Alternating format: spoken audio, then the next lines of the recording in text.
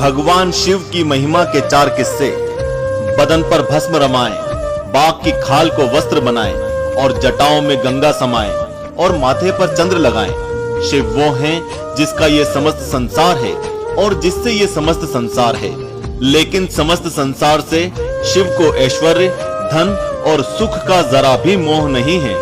जरा सोचिए, जिस देव को देवता भी सर झुकाकर नमन करते हैं, उनकी शक्ति और महिमा कितनी निराली होगी। देवों के देव महादेव को हमेशा से संहारकर्ता के रूप में देखा जाता है। सनातन धर्म में शिव को सर्वश्रेष्ठ देव कहा गया है। भगवान भोलेनाथ को यूं तो कई नामों से जाना जाता है, लेकिन उनके हर नाम के पीछे कई कथाएं जुड़ी हैं जो उनकी महिमा को बताती हैं। आज हम आपको शिव की कुछ ऐसी ही कथाओं से रूबरू कराने वाले हैं जो उनकी महिमा और शक्ति को दर्शाती है। ब्रह्मांड के निर्माता और संहारक शिव की महिमा को यूं तो किसी भी मापदंड पर नहीं मापा जा सकता। जिसने समस्त संसार के लिए खुद विश्व को गले लगाया हो, उनकी दिव्यता का प्रमाण कहने को तो कोई कथा नहीं बता सकती।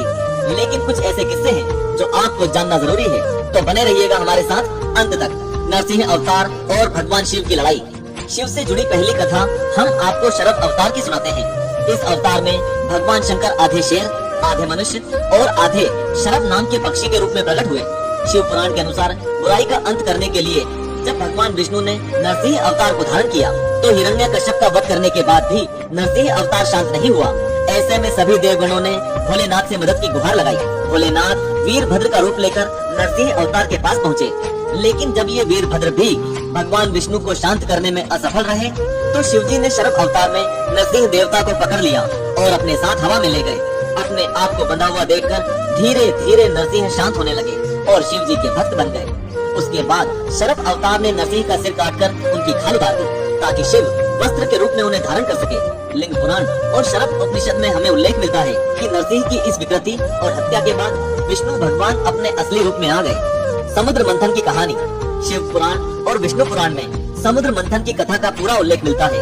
इस कथा से तो आप लोग भी वाकिफ होंगे कि जब अमृत को पाने के लिए देव और राक्षस गणों ने मंदराचल पर्वत को मथनी और वासु की नाक को रस्सी बनाकर समुद्र मंथन किया, तो 14 अनमोल रत्न और अमृत प्राप्त होने से पहले मंथन से हलाहल विष प्रकट हुआ। सभी देव और राक्षसों को अमृत की लालसा थी, लेकिन कोई भी हलाहल ग्रहण करने की इच्छा नहीं रखता था। ये हलाहल इतना खतरनाक था कि पूरी सृष्टि को प्रभावित कर सकता था। ऐसे में पूरी सृष्टि को बचाने के लिए महादेव आ गया है। उन्होंने विष के कलश को हथेलियों में पकड़ा और उसे पी गए। इतने में माता पार्वती ने शिव के गले में ही विष को रोक दिया। इससे शिव जी का कंठ नीला हो गया और वे समस्त संसार में नीलकंठ के नाम से प्रसिद्ध हुए। कलंतक की कथा। भारत के दक्षिण भाग में पूजे जाने वाले कलंतक शिव का ही एक पहलू है। ये कथा उस समय की है जब ऋषि मुकुंद ने शिव जी से एक पुत्र की कामना की। शिव जी ने उन्हें 2 विकल्प दिए। पहला ये कि वो एक गुणवान पुत्र को चुने जो केवल 16 साल तक जीवित रहेगा, या ऐसे 100 पुत्रों को चुने जो मूर्ख पैदा होंगे। ऋषि ने गुणवान पुत्र का चयन किया। 15 साल होने पर ब्रह्मा जी ने ऋषि के पुत्र मार्कंडेय को महामृत्युंजय मंत्र सिखाया। ऐसे में जब यमराज के साथी पुत्र मार्कंडेय को लेने वहाँ पहुँचे, तो वे उसे हाथ भी नहीं लगा पाए। यमराज खुद मार्कंडेय की आत्मा को लेने वहाँ पहुँचे। उन्होंने मार्कंडेय से उनके साथ चलने के लिए कहा, लेकिन मार्कंडेय ने आने से साफ इनकार कर दिया। ऐसे में मार्कंडेय को पकड़ने के लिए यमराज ने विकराल रूप धारण किया, लेकिन मार्कंडेय ने शिवलिंग को कसकर पकड़ लिया। मार्कंडेय का बीच बचाव करने के लिए शिव वहाँ पर आ गए और उन्होंने अपने त्रिशूल से यमराज को मार डाला। मार्कंडेय की तपस्या से प्रसन्न होकर उन्होंने उन्हें कल्पों तक 16 वर्ष का रहने का आशीर्वाद दिया। लेकिन यम के मरने के बाद सभी देवताओं ने शिव जी से यमराज को पुनर्जीवित करने का आग्रह किया। ऐसे में एक बार फिर शिव जी ने यमराज को अपने पैरों से छुआ और उन्हें उनका जीवन वापस किया। इसके बाद से ही यमराज ने शिव जी के भक्तों को कभी न छूने का वादा किया। यही कारण है कि शिव जी के भक्त सीधे कैलाश को प्रस्थान करते हैं, उन्हें नर्क नहीं भोगना पड़ता। चंद्रमा की कहानी। पौराणिक कथा के अनुसार राजा दक्ष की 27 नक्षत्र कन्याओं से चंद्रमा का विवाह हुआ था, लेकिन चंद्रदेव को रोहिणी से अधिक प्रेम था। इससे दुखी होकर शेष कन्याओं ने राजा दक्ष को अपना दुख सुनाया, जिसके पश्चात राजा दक्ष ने चंद्रमा को क्षय होने का श्राप दे दिया। धीरे धीरे चंद्रमा श्राप के चलते रोग से ग्रसित होने लगे। नारद जी ने चंद्रमा को सुझाव दिया कि वे भगवान शिव की आराधना करें, वे सब ठीक कर सकते हैं। चंद्रदेव द्वारा महामृत्युंजय मंत्र का जाप करने से शिव जी प्रसन्न हुए और उन्होंने चंद्रमा को पुनर्जीवन का वरदान दिया और साथ ही उन्हें अपने माथे पर धारण किया। ऐसे में धीरे धीरे चंद्रमा दोबारा ठीक होने लगे और पूर्णिमा पर चंद्रमा पूर्ण रूप से प्रकट हुए। अशोक सुंदरी की कथा। अशोक सुंदरी की कथा हमें पद्म पुराण में सुनने को मिलती है। कथा के अनुसार अशोक सुंदरी नाम की पुत्री का जन्म तब हुआ जब भगवान शिव और पार्वती कल्प वृक्ष के पास गए। कथा की माने तो भगवान शिव अक्सर राक्षसों से लड़ने के लिए कैलाश पर्वत से बाहर जाते थे। ऐसे में माता पार्वती अकेलापन महसूस करती थी।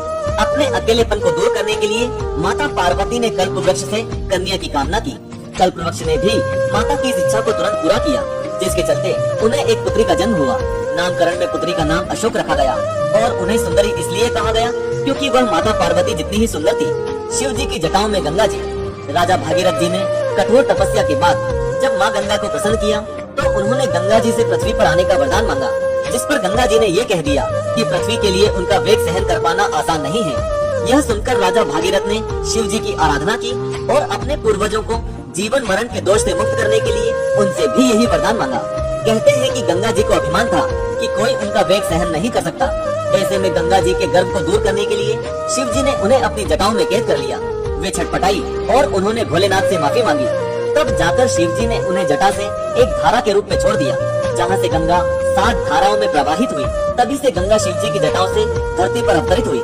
तो ये थे महादेव की महिमाओं के ऐसे किस्से जो बताते हैं कि शिव जी की महिमा निराली है। उन्होंने हर रूप में सिद्ध किया है कि शिव है तो संसार है। बिना शिव के सृष्टि का होना असंभव है। ओम नमः शिवाय।